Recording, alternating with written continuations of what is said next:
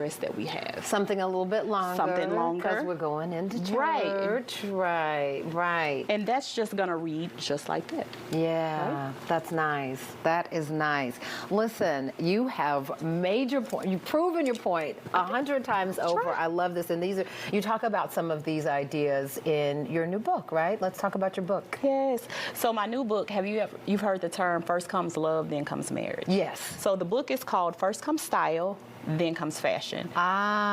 Because there is a distinction there. Yes, because fashion without style is like a pencil with no lead. There's no point. There's no right. You have to be able to have style in order to be fashionable. And why do you think it's so hard for women, or is it so hard? Like, I feel like my style is always evolving, and I'm always finding myself, people like you, like, no, you need to try something different. You don't have to stay in the same knit one, purl two box, but you still have to know who you are and how you like to move. It's no different than you growing as a person. Right. When you grow, so does your style. When you elevate, so does your style. You learn what you like. Your body type changes over time. Right. As we get older, we may get a little more midsection, so that may cause us to wear, things that are a little looser. Yeah. But your style evolves just like you do. But as long as it's true to you and who you are, you're still winning. You are winning. And listen, I think it is worth pointing out, you said this in season 2, how important it is to not just buy something because it was on sale or because it was cute. Like, if you have it, rock with it. You don't have to go buy a new version of it. Yes. I like to tell my clients, if you pick up a piece, in your head, mentally, before you leave the store with it, style it 3 ways. If you cannot style that item 3 ways in your head, then it may not be something that you need in your wardrobe. That is good. Main fashion don't. Main fashion don't, for those of us who are taking notes. The main fashion don't is don't care about what other people think. Ooh, I like it. That's my main. And then the second one is do not follow trends too closely. It will lead you astray each and every single time. Yeah. Lastly, just because it zips doesn't mean it fits. You have to know your body type. Just because it looks good on you doesn't mean that it'll look good on you. That it's a good, that it's a good look. Okay, and then the age-old debate, we're in fall now, but you had white shirts in every single season of this. We still are doing white after Labor. That's old-fashioned, right? We don't follow fashion rules. No. We're breaking them. It's white after Labor Day, but they make winter white for a reason. They do. They do. Very good point, So forget the rules. If you want to wear brown and black together, wear it. Got it.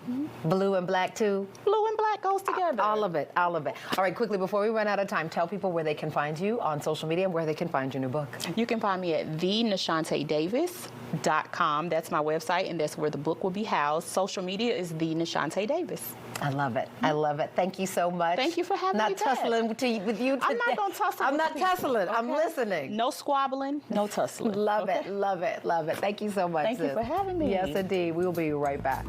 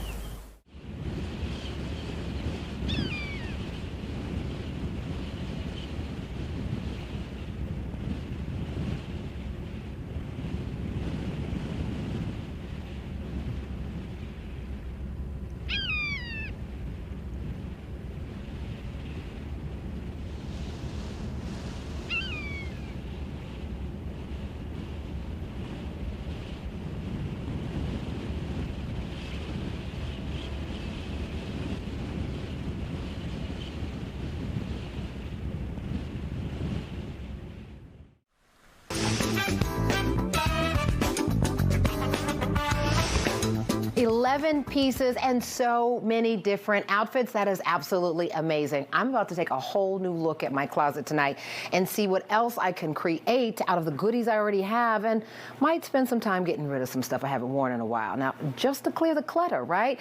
That's why I love having Nashante Davis here with her Financially Fit fashion tips. And if you want to watch this episode again, tune in tonight, 7 p.m. and 10 p.m. Eastern on Fox Soul. Thanks so much for watching, and be sure to be the reason why someone smiles today.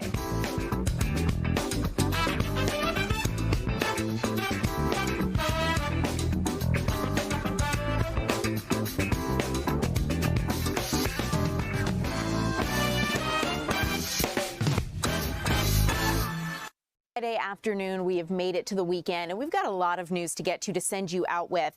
The first story I want to get you to involves the special prosecutor that's appointed today in the election interference case here in Georgia. Our Deidre Dukes was joining the conversation yesterday, talking with us about this. Deidre joins us live now from the Georgia State Capitol. And Deidre, it is great to see you. We understand this prosecutor has appointed himself.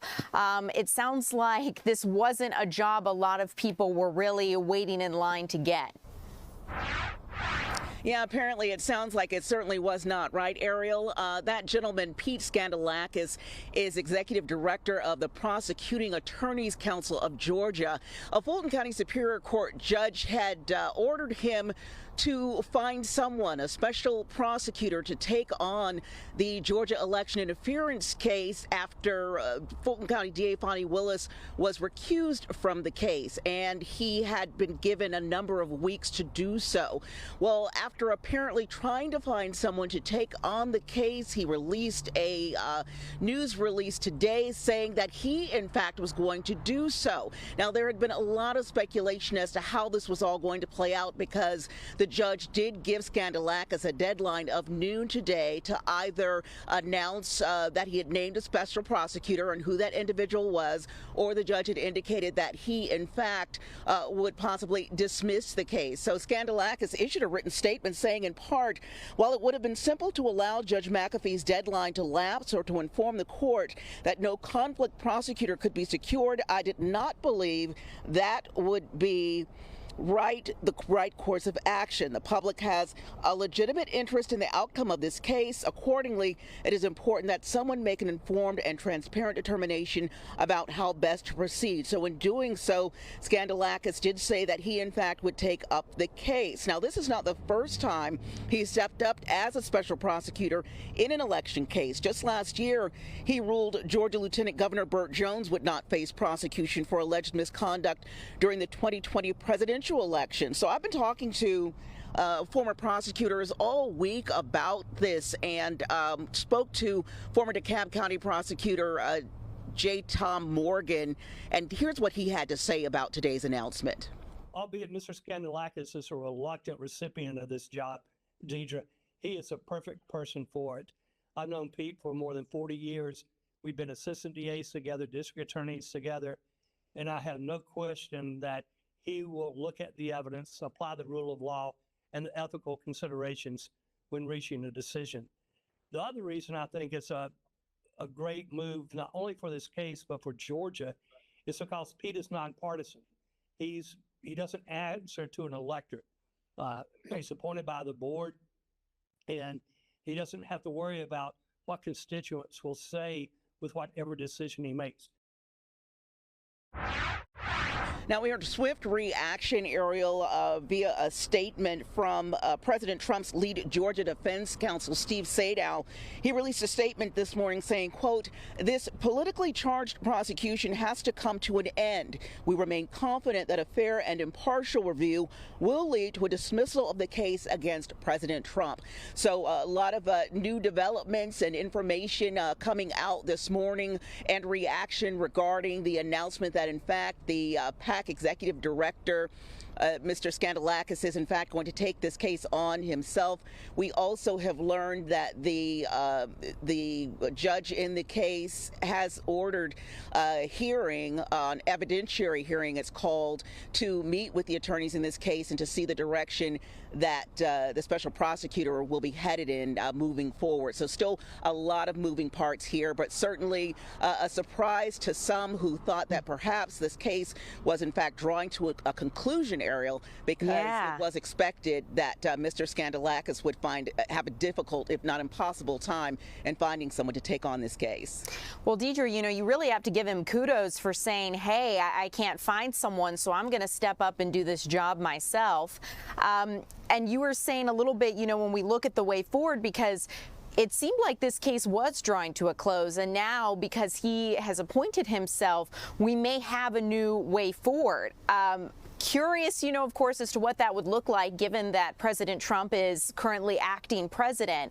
But have you heard anything from people as to what this case could look like as it moves forward? I understand probably as more hearings are held and evidence comes to light and they figure out what the next steps are, that would be a part of this. But curious to hear what you've heard, if anything. Well, of course, with Mr. Skandalakis being appointed, that does not necessarily mean that this case will move forward in the sense that we eventually see a trial. Right now, this still is in a period where Mr. Skandalakis now is going to be reviewing all the evidence and determining whether or not he feels that this case should move forward. And so right now, it's, I don't know if we want to say we're back to square one, but certainly this is a situation where we're looking at probably, I wouldn't be surprised if, you know, we're looking at once again a long road ahead as far as how this case will ultimately play out. Yeah, Deidre, really great to know. And of course, as you've covered, President Trump's pardons as well, somewhat related to all of this, and taking a look at what that means. I think it's going to be interesting moving forward to see how the case progresses. I have no doubt you'll keep us informed. Thanks so much for your time and joining the conversation today. We appreciate it.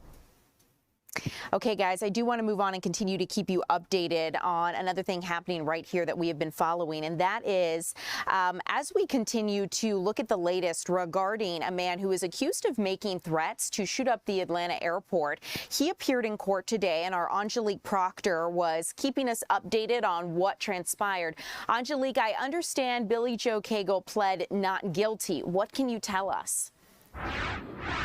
That is right. He wore an orange jumpsuit this morning. This was really a pretty brief hearing. It lasted about 10 minutes. He only had one of his 3 attorneys that was present with him today. We also learned today that a federal grand jury has already indicted the 49-year-old convicted felon from Bartow County on 3 counts. And those counts, of course, are attempted violence at an international airport, interstate communications of a threat, and possession of a firearm. Now, federal prosecutors say Cagle planned to shoot up Hartsfield-Jackson International Airport, but his family intervened, and Cagle was arrested by Atlanta police officers at the airport on October the 20th. Now, police say they found an AR-15 in his car. Cagle's attorneys have reiterated, as they did today, that his legal team believes this is a medical crisis and not a criminal one. Today we entered a not guilty plea that again protects his procedural and substantive due process rights that are afforded to all citizens. We ask that everyone reserve judgment until you hear all the facts in this case. We continually are treating this case as a medical issue and not an issue of malice criminal behavior. We do not believe our client currently is a threat to the public. That's part of our obligations as attorneys, to make sure that our client understands everything that's going on.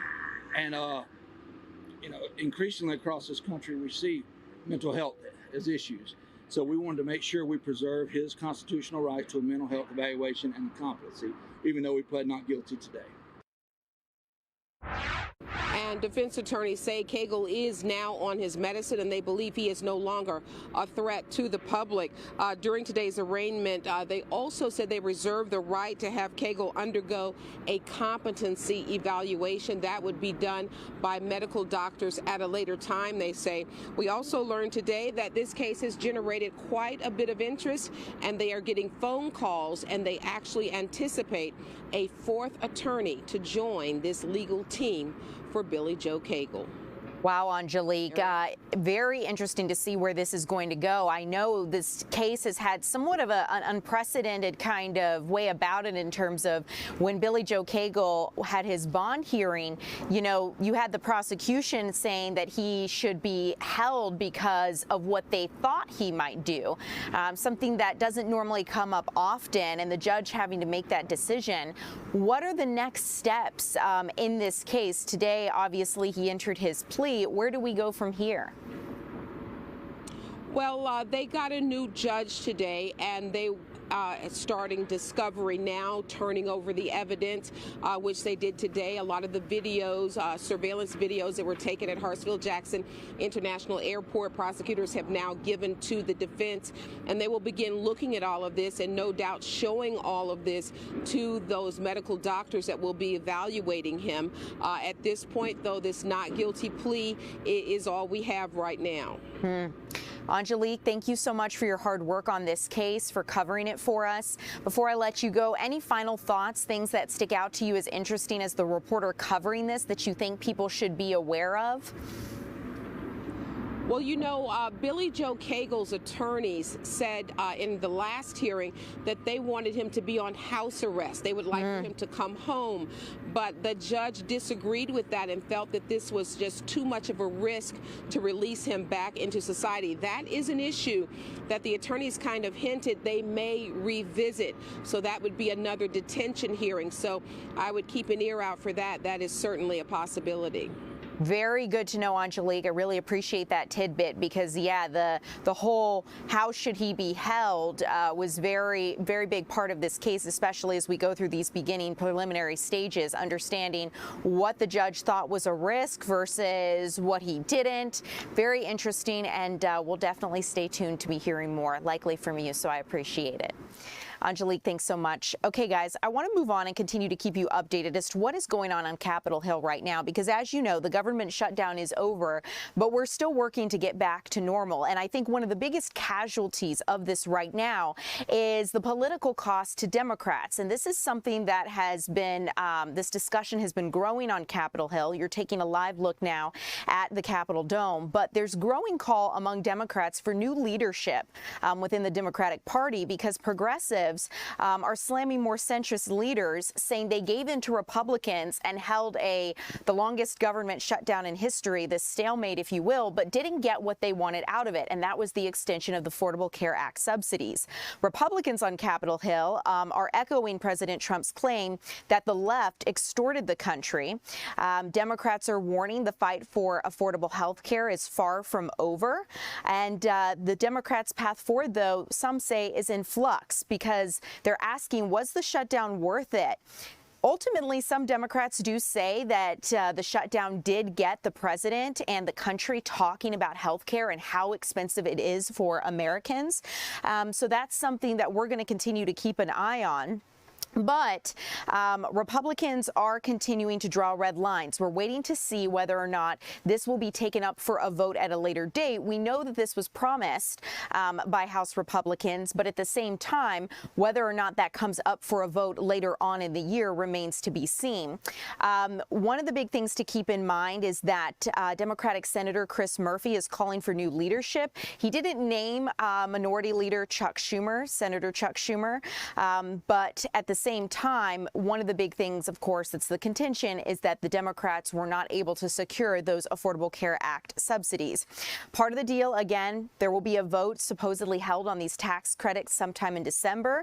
The centrist Democrats who struck this deal are hoping to use these next few weeks in order to engage with Republicans and come to a partisan deal that was shot in the House. So we're going to see if the party allows that and how this continues. And we'll continue to keep you updated right here on Fox Local. In the meantime, I do want to move on and continue to keep you updated on SNAP benefits and when those are expected to resume, because a lot of people are asking when they can expect to see their full benefits come back to them. The government shutdown ended Wednesday evening, which allowed SNAP payments to resume, but the USDA, the agency overseeing SNAP, says most states could see payments restored within 24 hours of reopening, but that timing is going to vary by state. At this point, we are past that 24-hour mark of when the government was funded and when people should start seeing those benefits. So I'm curious, if you receive SNAP and you already have your benefits, let us know. Reach out to us, tell us what you're experiencing, because we want to continue to track this to see what people are going through. The new legislation does fund SNAP through the rest of the budget year, but one of the things to keep in mind is that a lot of people are really concerned as to when they can receive these benefits because they were so delayed. The USDA told states earlier this week it would reimburse them for paying out partial SNAP benefits under a system where recipients get up to 65% of their regular allocations, and even states that paid that full amount can still receive partial reimbursements.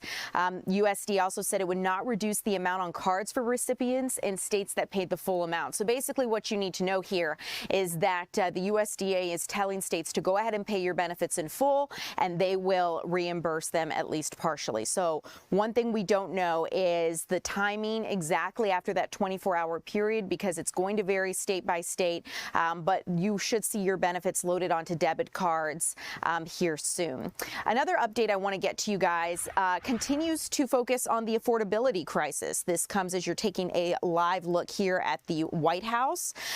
Right now, President Donald Trump and the Trump administration are taking a look at how to tackle affordability here. And one of the things they're looking at is the idea of a portable mortgage. The White House taking a look at whether homeowners could take their mortgage with them when they moved. First, you know, it was a 50-year mortgage that the White House was proposing, and now they're taking a look at portable mortgages. And this suggestion was actually floated Wednesday in a social media post by the head of Fannie Mae and Freddie Mac. It would essentially allow homeowners to sell their houses and buy a new one while keeping their original mortgage rate. Some business leaders, though, say this is a bad idea because it's unlikely rates are going to drop below 6% anytime soon. The White House wouldn't comment specifically on this proposal, but in a statement, a spokesperson told Fox News, quote, "President Trump is always exploring ways to improve housing affordability for everyday Americans." And White House press secretary said earlier this week that it is a proposal that the president is discussing and considering looking into seriously. More than anything, the White House is considering more affordable housing options. And a big thing the White House has said they are looking at is assumable loans where home buyers can take over the seller's mortgage rates. So that would be pretty key. Another big story here locally that deals with Georgia's hemp industry and really the hemp industry nationally. We're getting more of a picture as to what was in the funding bill that passed earlier this week. And that federal funding bill contains a measure that hemp businesses say would devastate their industry. The deal to reopen the federal government contained a measure that would make hemp products illegal. And that's because it caps THC, the chemical that gets you high, in those items. The measure could wipe out millions of dollars of revenue here in Georgia, according to these hemp businesses. And one of the things that supporters say is that it's going to close, supporters of the measure say it's going to close a loophole that led to marijuana-like products on store shelves. And hemp businesses, though, say this is going to threaten a multi-billion-dollar industry and thousands of jobs nationwide. So we're going to continue to keep you updated on this because, again, this was a measure that was put into that funding bill. So we're going to keep you updated on as to what that looks like. I do want to keep you updated in case you saw this story and you didn't get the context of what happened. There was a shooting at Greenbrier Mall, and it was a deadly argument, or rather an argument that turned deadly. It started between two strangers at Greenbrier Mall Thursday evening. That was last night, essentially, and ended with one of them dead. Police identified the victim as a 28-year-old man. And we do know at least one person was detained for questioning. We'll continue to keep you updated, but this happened, as you can see, just right outside of the mall. So we'll let you know as that case progresses and whether someone was charged, what that is going to look like. In the meantime, I do want to continue to keep you updated on a story that we have been talking about all week. And a lot of you are in the comments talking about this, so I'm going to address it again because I think a lot of you have been asking what it means that more Epstein files were released and why Congress hasn't released all of them. So let's get into it. Congress is pushing forward on a vote that's going to force the Justice Department to release all of its files related to Jeffrey Epstein. The measure does face an uphill battle. President Trump ignored questions about sex offender Jeffrey Epstein late Wednesday night when asked by a reporter, just hours after House Speaker Mike Johnson announced a vote on forcing the Justice Department to release all of the Epstein case files. One thing to keep in mind, the Justice Department files would be in addition to the 20,000 documents and emails released by the House Oversight Committee on Wednesday. That included emails highlighted by Democrats that do mention President Trump. The president has not been accused of any crimes related to Epstein. Convicted child sex trafficker Convicted sex trafficker and Epstein confidant Ghislaine Maxwell told the Justice Department this summer that she never saw any wrongdoing by President Trump, but the Democrats want to see every document that the Department of Justice does have on Jeffrey Epstein. If the House passes this Epstein measure, it would still have to get through the Senate and be signed by President Trump, which does appear very unlikely. But House Speaker Mike Johnson did say that it seemed likely that the House would vote to release those documents. One thing finally here that I want to get to you involves a buildup of the United States military presence near Venezuela. It's a story we've been talking about. I want to get you the highlights so you're aware of what's happening, because right now the most advanced aircraft carrier in the United States is approaching Venezuela. The White House is ramping up its pressure on leader Nicolas Maduro, and this comes as Venezuela is deploying weapons and military personnel around the Caribbean. It's the world's largest warship of the United States, and it's, nearing waters off of Venezuela, joining this massive U.S. naval buildup in the region. The Pentagon ordered this USS Gerald R. Ford, the world's largest warship, along with 4,000 sailors to leave the Middle East ahead of schedule to assist with President Trump's anti-narcotics trafficking push. U.S. military strikes in the Caribbean have targeted nearly 24 suspected drug smuggling boats, killing more than 70 people. In response to the military buildup, Venezuela's defense minister has ordered the country's 2,000 soldiers to prepare for war, or I should say 200,000 soldiers to prepare for war. This week, Pentagon Chief Pete Hegseth announced Operation Southern Spear, saying the mission, quote, secures our homeland from the drugs that are killing our people, end quote. But there are also reports that senior military officials met with President Trump to discuss potential land strikes in Venezuela, but that no final decision has yet been made. Some lawmakers have voiced concerns over whether these strikes are illegal. And White House press secretary has said that the president stands firm in his position. The USS Gerald R. Ford's arrival brings the number of U.S. troops in the region to about 15,000. So definitely a story we're going to continue to monitor and keep you updated right here on Fox Local. Coming up, we're going to get a check of your weather forecast. As you can see, we have clear skies outside, but we're going to be checking in with meteorologist Lauren Robinson as to what this is going to look like, how long we're in store for this warm up when we come back.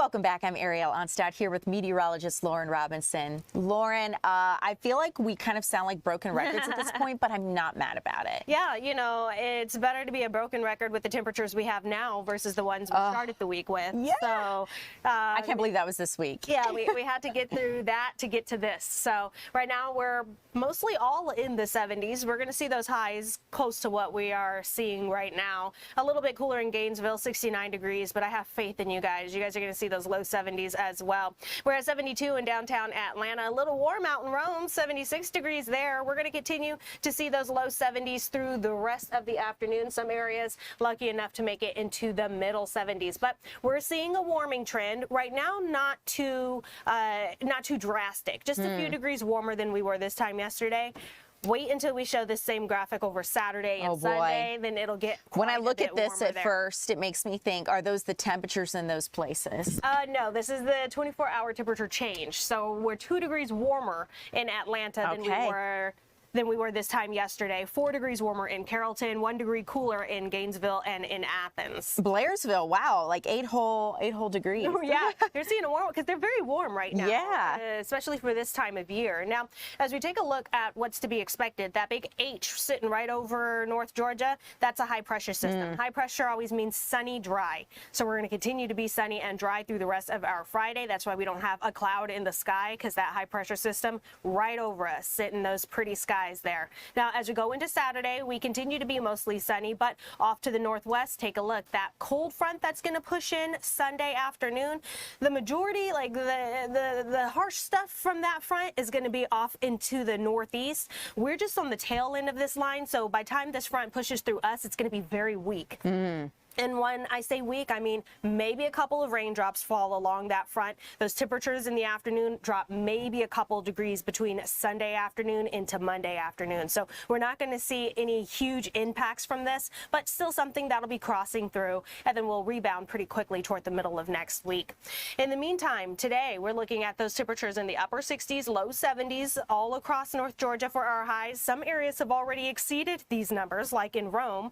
So we're going to stay pretty warm and then get even warmer over the next few days. Now, despite these warm afternoon temperatures, we're staying pretty chilly overnight, so we still want to watch for those 40s and low 50s as we're waking up early tomorrow morning. Some areas will be in the 30s by early tomorrow morning. So clear skies kind of mean two things. If you have clear skies during the afternoon, it means more intense heating. We usually can get a little bit warmer. If you have clear skies during the overnight hours, that means we're losing our heat. We're going to cool off a bit more.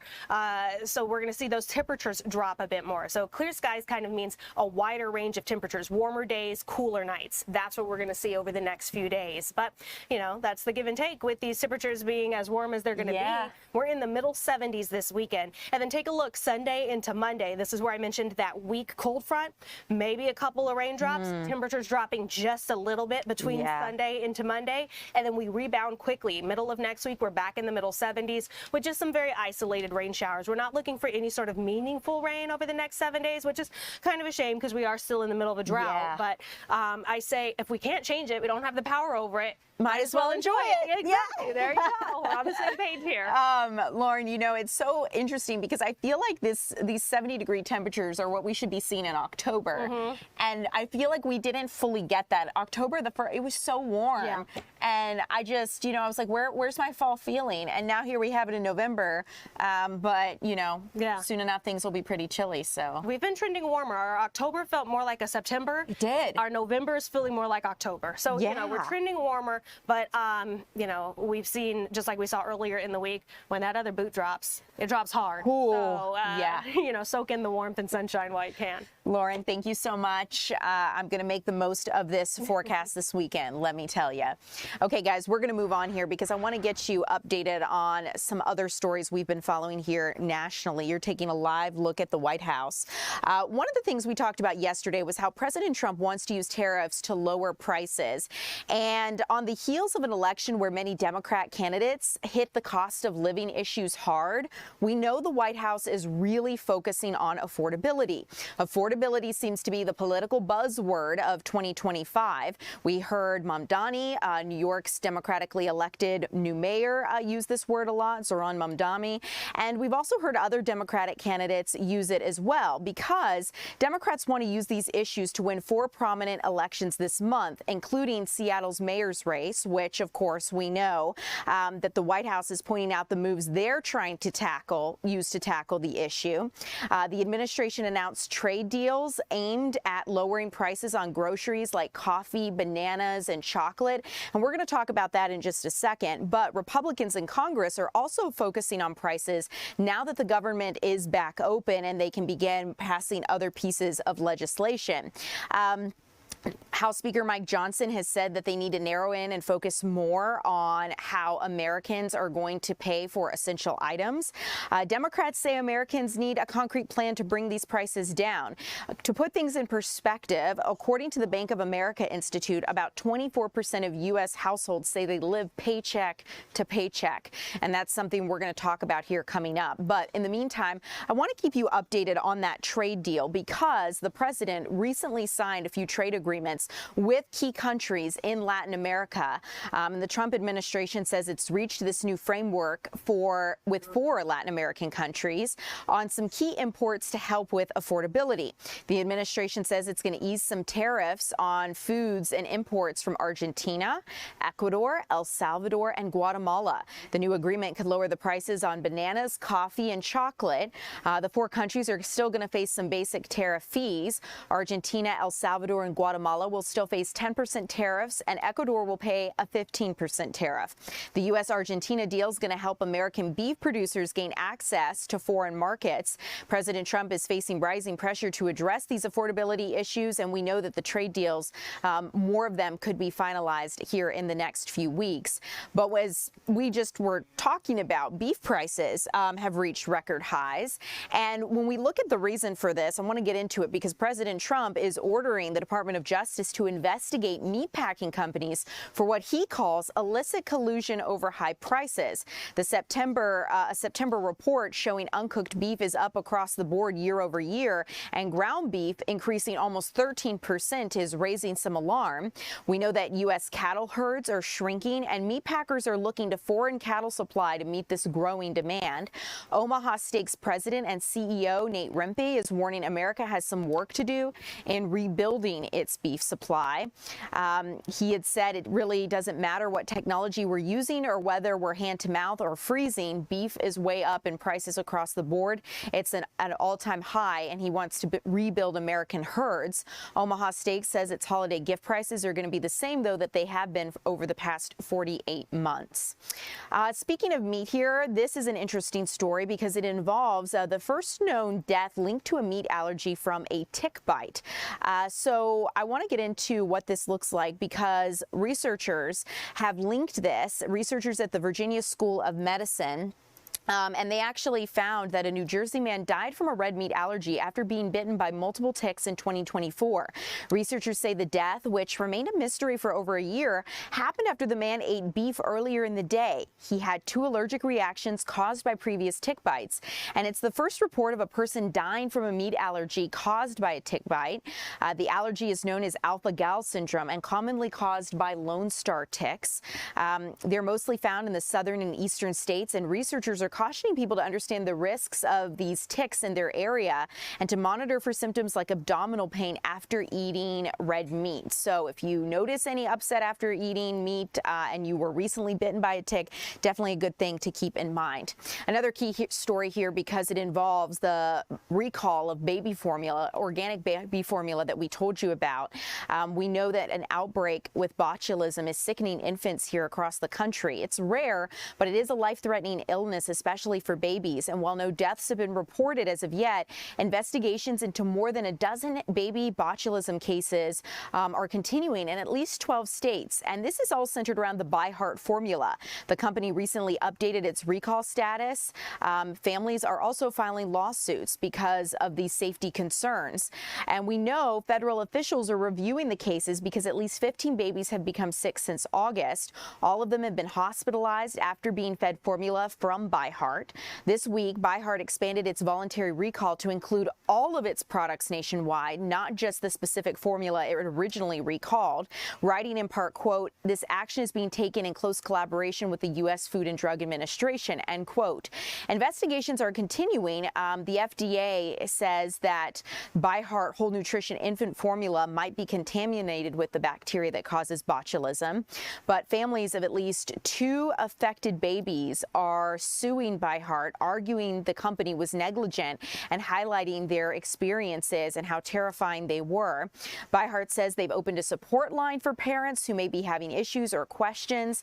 The FDA says this recall will not trigger formula shortages there. Final story, I want to keep you guys updated as we continue our health roundup and to keep you updated of things in the health world. One thing that we have been following is this push for people to take peptides. Maybe you've been seeing this on social media. I know I've definitely been seeing a growing number of influencers and other health professionals pushing peptides for consumption. But this is a new controversy because it's brewing over these peptides that are pitched to rejuvenate skin and rejuvenate life. But there's no evidence that they actually work, according to health experts and doctors. The Make America Healthy movement is pushing these peptides. They're basically injectable drugs that are pitched as a way to build muscle, rejuvenate skin, and extend your lifespan. Peptide use has been expanding quickly, but public health experts say that a lot of these peptides have not been tested on humans, and it's unclear what effect that they may be having. The FDA has taken strong action against peptide makers in recent years. That's expected to end soon. Health and Human Services Secretary Robert Kennedy Jr. is a big fan of these injectables. He's spoken at length about their benefits, and he's vowing to end what he calls the FDA's war on peptides. It's a popular stance, again, within the Make America Healthy Again movement, but there's also a possible financial motive, right? So to keep you guys informed of the context here, some of the most prominent MAHA influencers are also the biggest sellers of peptides, raising concerns about possible conflicts of interest. Doctors say they're getting more questions from patients about peptide use and say they don't really have clear answers yet. Robert F. Kennedy Jr. says he wants to broaden the use of other alternative therapies, including psychedelic drugs as well. So we will definitely keep you guys updated on that. Coming up, I want to let you know about a holiday tradition here in Atlanta that we are going to be checking in on. It is Atlanta's Chris Kendall Market. It has moved to a new location this year, likely because of how popular it is. I love going every year. I know so many of you do as well. Wonderful to get the hot cocoa, try all of the treats from the vendors, and get into the Christmas and holiday spirit. So coming up, we're going to be speaking a little bit about where it's held this year, what to expect, what's new as they usher in their new location. So that's coming up.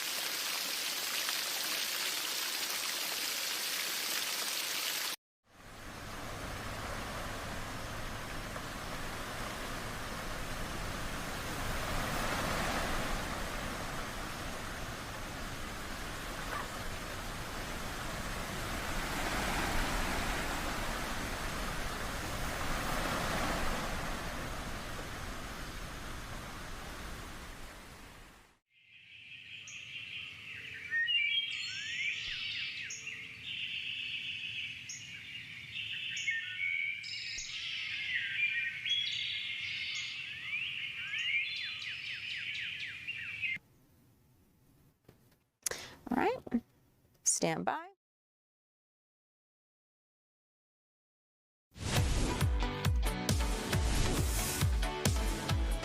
Well, welcome back in. I'm Ariel Onstadt, and it's so good to have you here with me on our Friday afternoon. Guys, we're excited because we're talking an Atlanta tradition, and that is our Christkindl Market.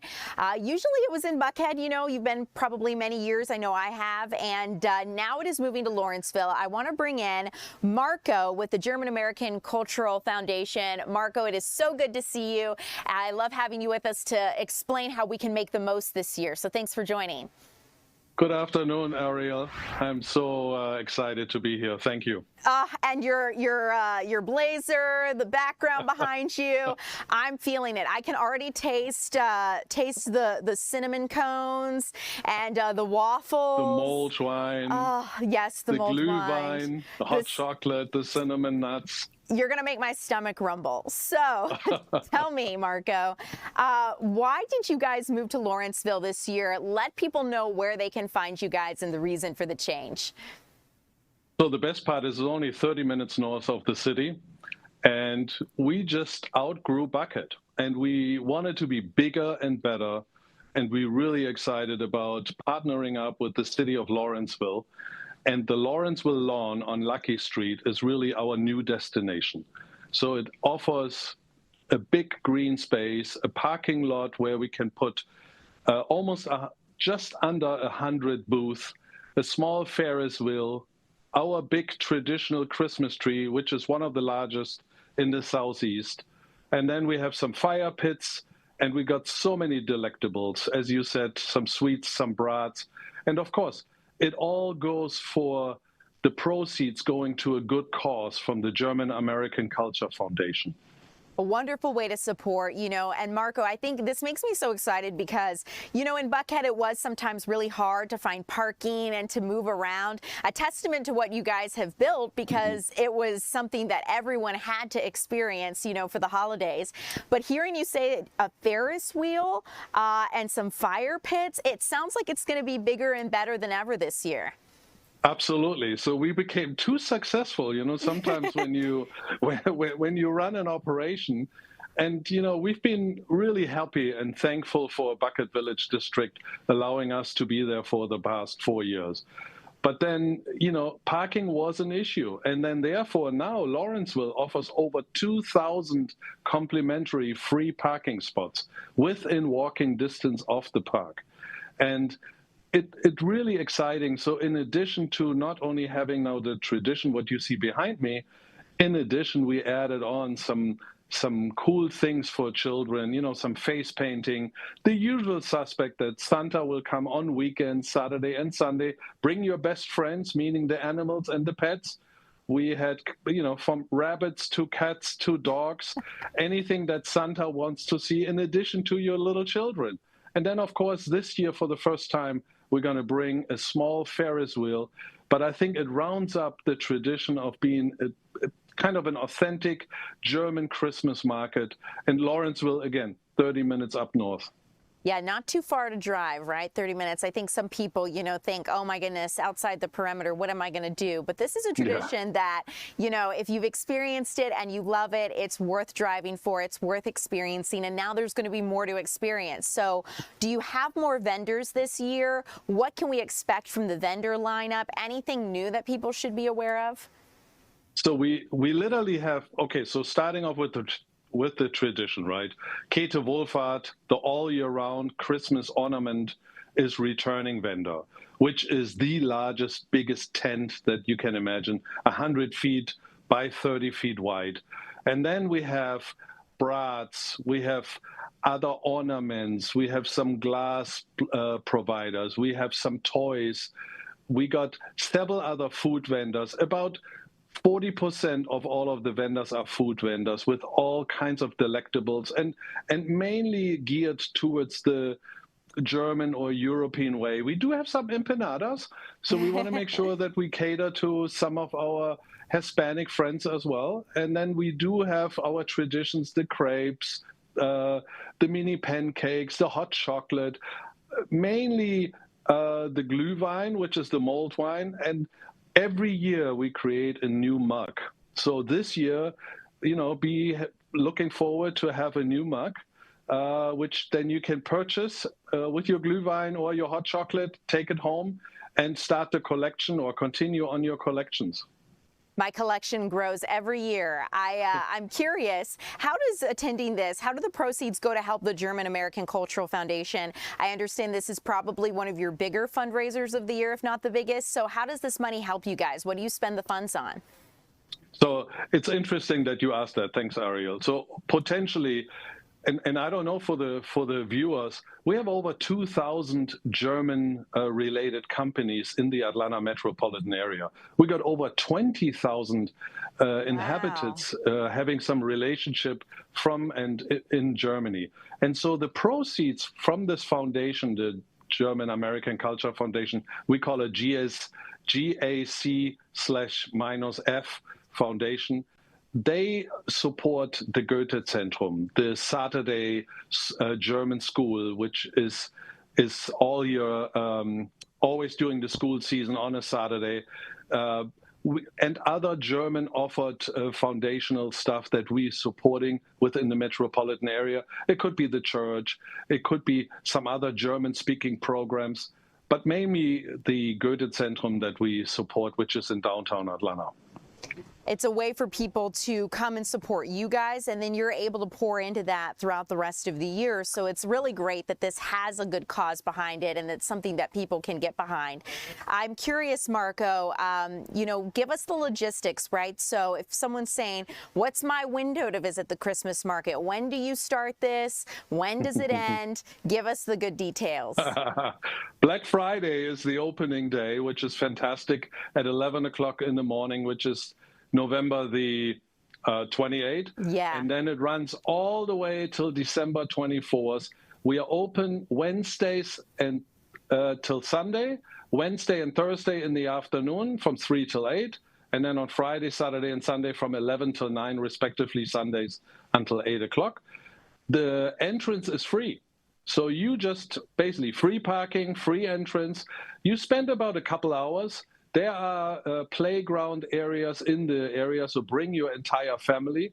And there are large seating tent as well. So if you're covered, if the weather is not as comfortable, you can sit. We have standing tables. We got some seating benches. We got all the warm areas. The booths are basically all around the parking lot and the area. We got entertainment every year. And some is midweek. The majority of them are on weekends. We prefer actually on midweek. So come on out. The crowds are not as busy between 3 and 8 on a Wednesday or a Thursday. And it's at the Lawrenceville Lawn in downtown Lawrenceville, which is off Lucky Street. And it's easy to get there. So you take I-85 north, and then you split off on 316, take the third exit off that road or the second from Lawrenceville, and then it's like a mile and a half down the street.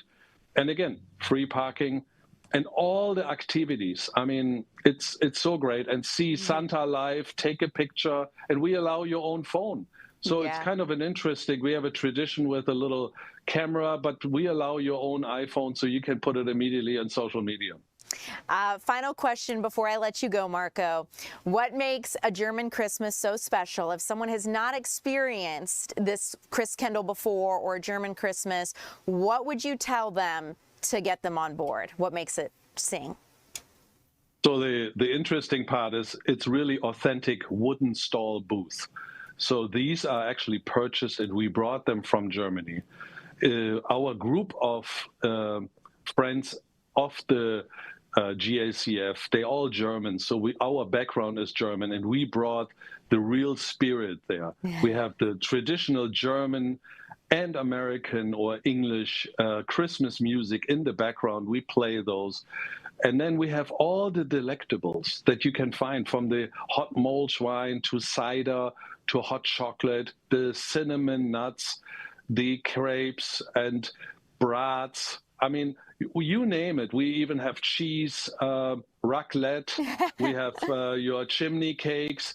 I mean, we got so much to offer that you spend at least a couple hours and wandering around, and then there's enough space. And that really makes the market. While we have fixed wooden stall and fixed booths. It takes us about 4 weeks to set it up. So it's not your tent village. It's really a solid Christmas market. Marco, thank you so much for your time this afternoon, letting us know what to expect. I've enjoyed the holiday cheer you've brought my way. You look fantastic, and I wish you all the best with Christkindl Market this year. Thank you so much. Okay, take care. Thank you. Thank you, Ariel. Bye. Okay, guys, we're going to move on here because I do want to get you up to date on some economic news that we're tracking. We were talking about it just a little bit ago, and we're going to talk about this before we move on because I want to make sure you guys have a little bit more context for some of those stories that we were discussing, and that was that Bank of America report that came out that found that 24% of Americans that's an economic report, found that 24% of Americans are living paycheck to paycheck. And a Bank of America actually did this research and says that this analysis factors in slow wage growth and, of course, also the fact that that slow wage growth is yielding less than savings. Lower and middle income households are facing the worst of the rising costs, as I'm sure is no surprise to many of you. An increase of middle-aged households depending on weekly paychecks are contributing to these daily living worries. So one thing to keep in mind, living paycheck to paycheck means a person's necessary spending exceeds 95% of their incomes, and costs making up necessary spending include childcare, credit card payments, gas purchases, retail and grocery buying, mortgage and rent, among other spending needs. So this was something that the Bank of America found. And when we factor this into the job picture, taking a look at what Gen Z is facing here, we know that the generation raised on the internet, technology is now coming to bite back in a big way because a lot of Gen Z are trying to launch their careers, but in a twist, these digital natives are running into this stiff competition, not just from each other, but from AI. If you're wondering what Generation Z stands for, some experts have said it might stand for Generation Zero jobs. A bit of exaggeration, but for some 20-somethings who are looking for work, it may feel like that.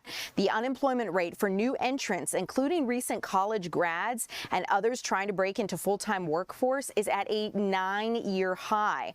Many of these new entrants are blaming artificial intelligence. According to Jobber, 77% of Gen Zers say it's a top priority to choose a career that is not easily replaced by automation.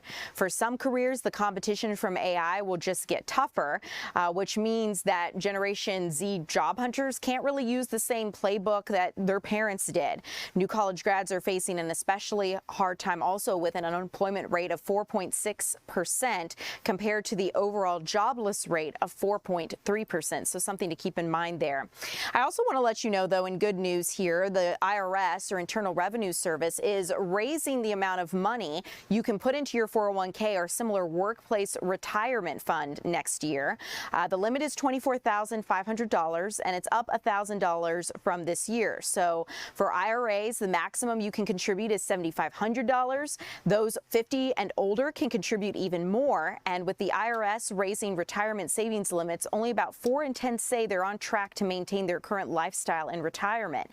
According to recent research from Vanguard, Goldman Sachs says 42% of working Americans don't have disposable income left after covering their basic living expenses. So you're sensing a theme here with a lot of the stories that we're talking about today within our 2 o'clock hour. Affordability is really top of mind for a lot of Americans, and we're getting a picture as to the research that's coming out about this and what leaders are trying to do as well.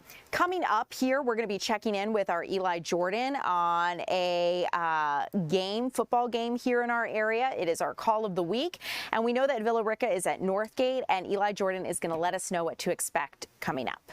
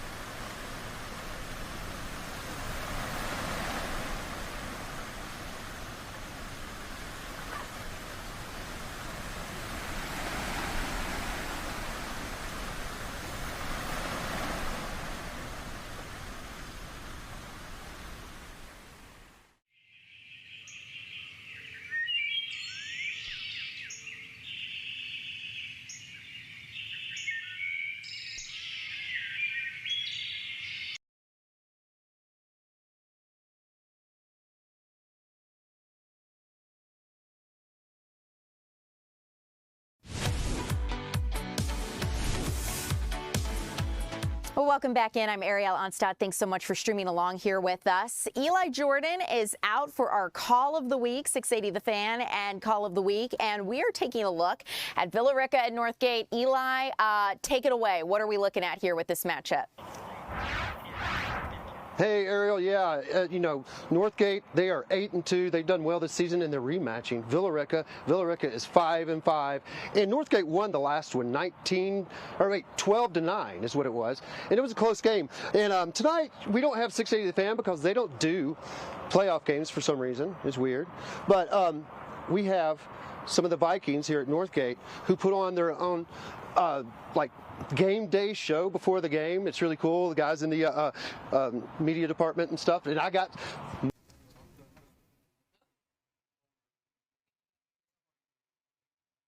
Eli, it looks like your shot is freezing a little bit.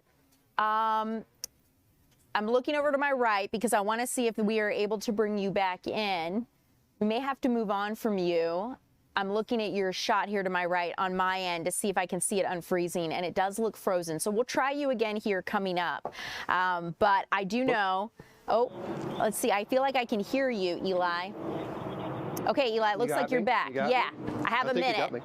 I got you. All right, so this is our Northgate guys. They do their own game day, and I'm with Caleb Ewing. He is the, I guess, the ringleader of all this. And but I got Aiden and I got Duke here too as well. But Caleb, since you're the ringleader, tell me, what do you guys do before the games? Tell me all about it. So we just have a 45-minute show that kind of spoofs ESPN's College Game Day, and we have a whole graphics department that works on our show, and we cover game picks. We always invite a guest. So this week we have the Noonan mayor, who just got recently elected, on with us. Sometimes we've got the principal.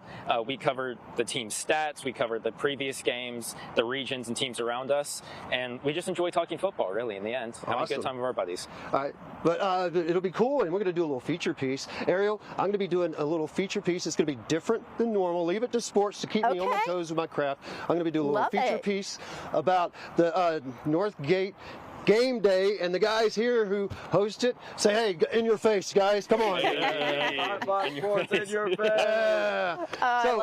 It's going to be a fun, different time tonight. It's do or die. It'll be a blast, and it'll be something different tonight after the game, Minnesota versus Oregon, tonight on Fox. All right. Join us after that game. Love it. Eli, wonderful. Cannot wait to see it. I know we're going to see you back here at 3 o'clock, and you're going to give us a rundown. We appreciate it. Thank you so much. And you guys, thanks so much for streaming along here. The news is going to continue right here at 3 o'clock.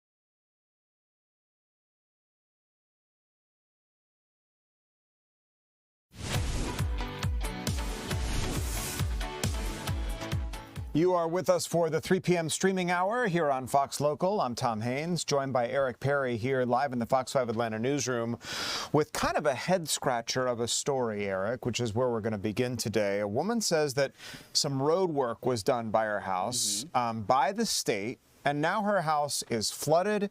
It's falling apart. There's like landslides happening around the structure. She wants somebody to own up to doing it, and she wants some compensation. Tell us more about this woman. Yeah, so right now it's really a finger pointing. So is it GDOT? Is it the city of McDonough? She bought this home back in 2023. Well, when she bought the home shortly after, they were putting in a roundabout, which she's not against the roundabout, but they took away a lot of the trees there. Those trees help to prevent the water from cascading into her home. This is some video there. So what's happened is the foundation is coming apart, and now her home has been deemed unlivable. She's afraid that it's going to sink in with the foundation. They told her that she has to find another place to live, and now she just wants some help. So she does have homeowner's insurance there, but she doesn't want to use those because she wants whoever's responsible to be the one to take the blame. So this is some drone footage of just kind of showing that roundabout that they did in. She also says when she first purchased this home, she was really looking forward to the amount of trees that were surrounded, but they've since cut them down there. Again, this is in McDonough, and listen to her story a little bit. She walks us through just what she's experienced. She shows us some of the damage and just some of her frustrations. I was very excited. I found the land that I wanted with the trees that I was most excited for, and that I wasn't close to anyone. And I thought I had found the perfect house. The rain from Highway 81 came onto my property and then damaged the foundation of my home. So now in my living room, my floor is almost to cave in. Once they removed my trees from the left of my house, the flooding came, which the water had no way to pass, so it came directly to my home. The water from Highway 81 has caused the sunkenness in the floor, and it can cave in at any day. The GDOT, when I called the GDOT, they was like, I need to call the city, and when I called the city was saying I need to call the state. So nobody is taking the blame again, and it seems like I'm the only one losing for a home that I purchased. All right, so she just kind of walks through a little bit. So she's pointing the blame there. She doesn't know if it's GDOT.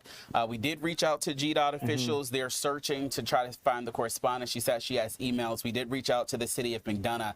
Haven't heard back just yet, but just overall, she's just frustrated there. She was really excited to move into this home, and she kind of said that, you know, she hasn't been able to actually live and enjoy because of all the issues kind of started immediately after. She recently bought the home? 2023. Okay. Then they started construction shortly after, but she says that she learned about it after she had already closed on the home, so it was a little too late for her to do anything. That's when the realtor told her they might put in a roundabout. And they put in a roundabout 2024, and she's been battling this. And this is a state project where the state has come in and laid the groundwork for this road, yet they're blaming McDonough.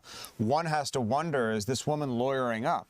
Yeah, she wants some accountability. She doesn't want to take it that far. You know, she just wants to live in her home. If that's my house and it's getting flooded. She doesn't want to, but I think that's going to have to be the outcome because it's really just kind of the pointing game that's happening right now. So hopefully we can get her some answers here. Yeah, and they're going to have to do some work to shore up that area to make sure that water doesn't get into her house anymore or take it through eminent domain or something. And what they did is she sent us a video. You'll see it at 4 o'clock. They put in some drains underneath so it shows the water going, but it's a little too late. They put that in afterwards. It's already have a lot of damage to her home. So she's caught kind of in a cycle as the state blames the county turns it back to the state.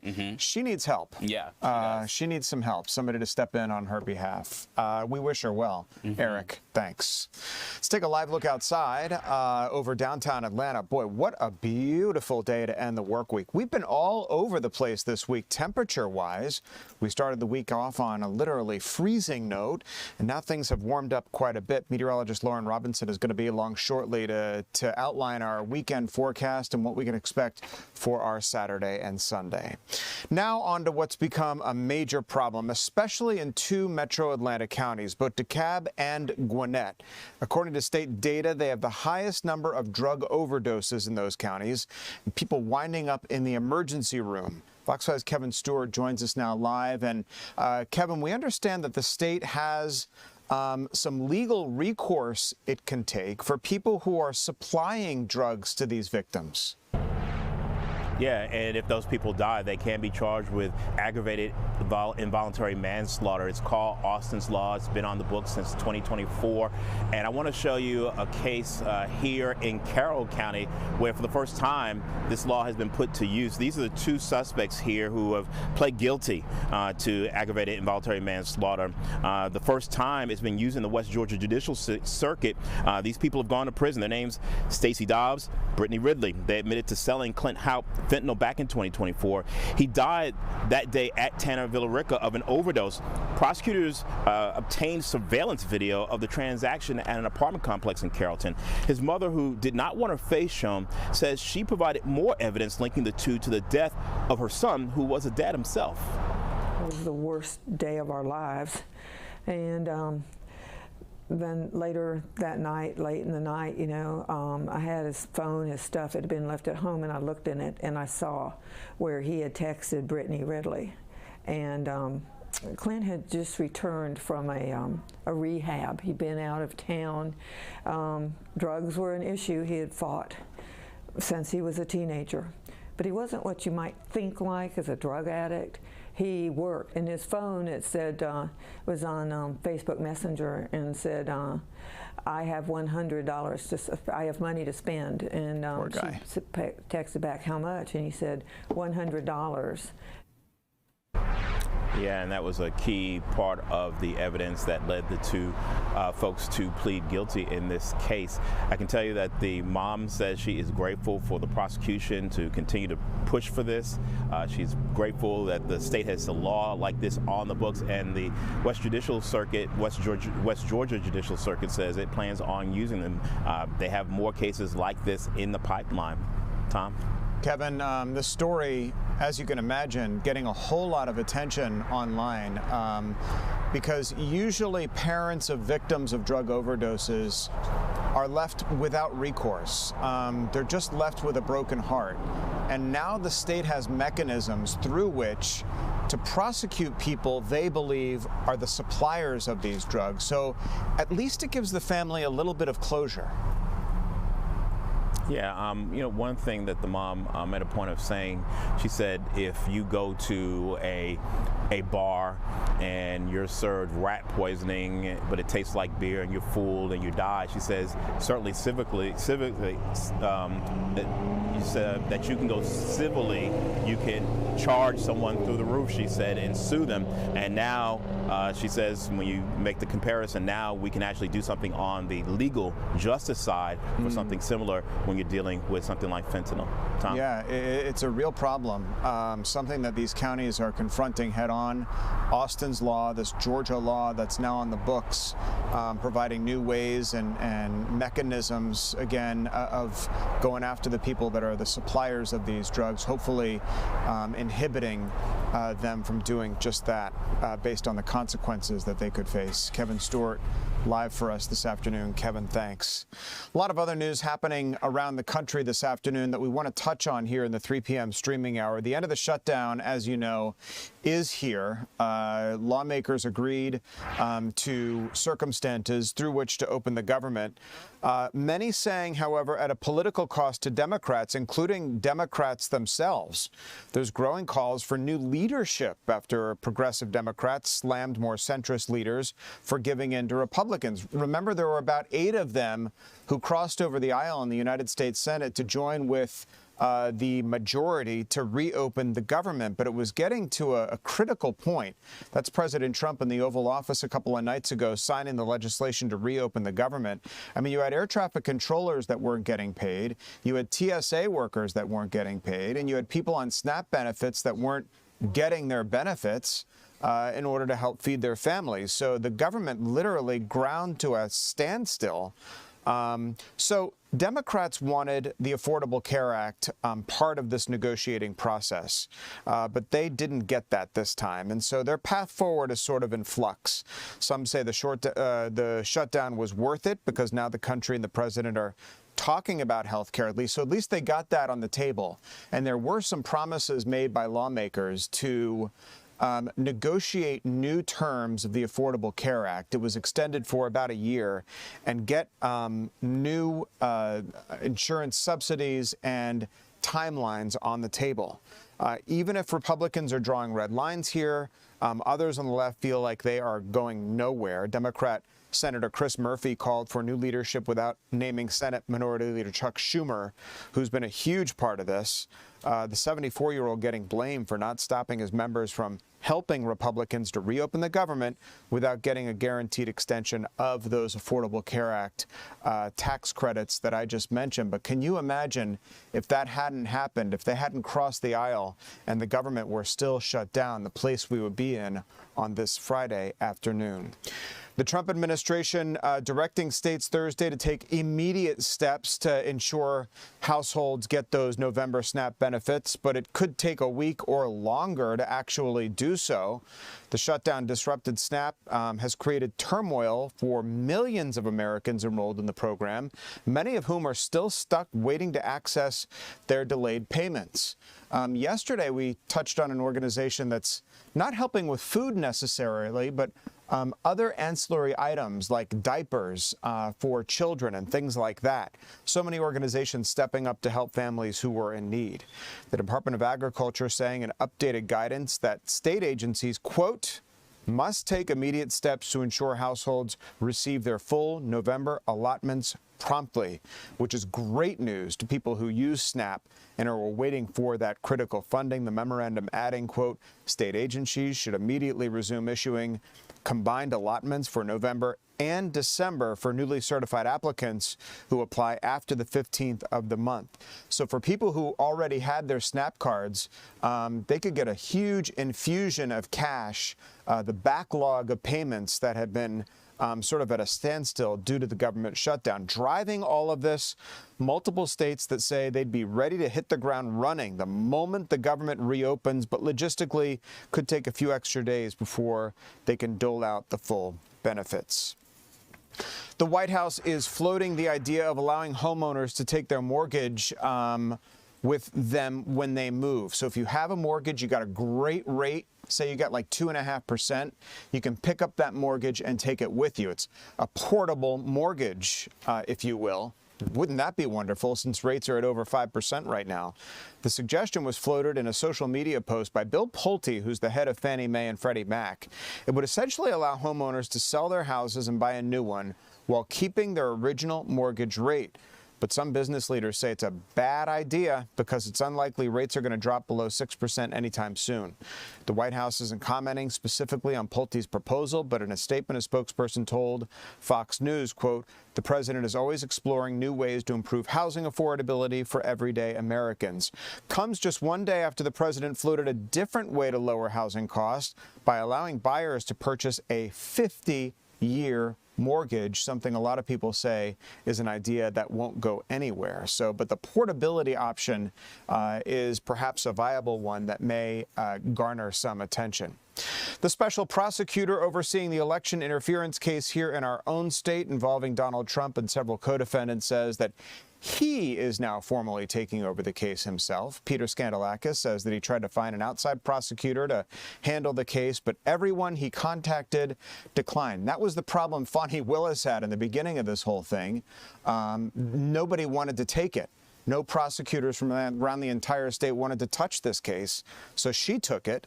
Superior Court Judge Scott McAfee setting a deadline of noon today to name that new prosecutor, and Skandalakis stepped up himself. It's been up in the air since Fulton County District Attorney Willis was removed from the case back in September over her involvement with Special Prosecutor Nathan Wade. The deal to reopen the federal government also containing a measure that will make many hemp products illegal. The funding bill caps THC. You know, that's the chemical that gets you high in hemp. And the measure could wipe out millions of dollars in revenue in Georgia. Hemp businesses say that the provision threatens a multi-billion-dollar industry and hundreds of thousands of jobs nationwide. They say the legislation will wipe out hemp businesses in Georgia. Congress Wednesday passed a funding bill to open the federal government after a record shutdown, one we just talked about here a couple of minutes ago, including a provision to outlaw nearly all hemp-derived consumer products. The legislation banning products with more than 0.4 milligrams of THC per container. And an argument between two students at Greenbrier Mall here locally Thursday evening ended with one of them dead from that shooting. Police identifying the victim as a 28-year-old man. One person had been detained for questioning. According to Atlanta police, officers were called to the mall just before 5 p.m. where they located a 28-year-old male who'd been shot multiple times. He was pronounced dead there at the scene. Investigators say that 28-year-old victim's body was just outside the entrance to the mall's food court. Residents there in the area reporting a lot of police activity. They say an off-duty officer who was working another job inside the mall ran outside after hearing that gunfire. Investigators still working to determine how the argument started and what it was about. No charges as of yet filed in that case. All right, as we continue, I want to take you back outside for a live look over downtown Atlanta on what is a beautiful Friday afternoon. Perfect way to end the work week. The question is, are we going to see this kind of weather both Saturday and Sunday? Meteorologist Lauren Robinson waiting in the wings here to talk about our weekend forecast as we continue.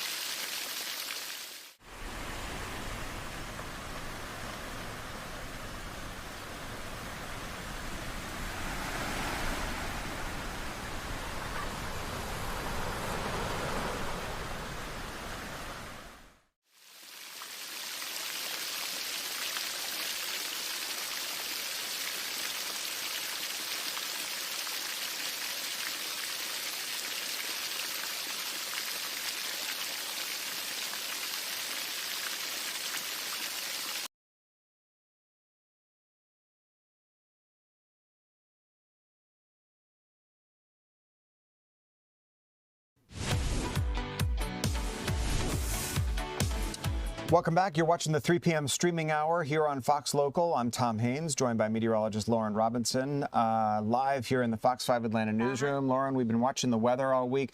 We've been like all over the place this week, starting the week with bitter cold temperatures, but now it's just picture perfect out there. I know. We are still in the middle of a drought, so a little rain would be nice, but, you know, if we can't summon the rain, then I say let's enjoy some sunny and 70 weather, right? So right now, most of us in the lower to middle 70s. We reached 74 degrees so far in downtown Atlanta, a little bit warmer than anticipated, which is nice if you have those Friday outdoor plans, maybe some Friday night football going on tonight. It is going to be beautiful. Now, we are in the middle of a warming trend, so compared to 24 hours ago, we're roughly 5 degrees warmer in most areas. So you can see Atlanta, Griffin,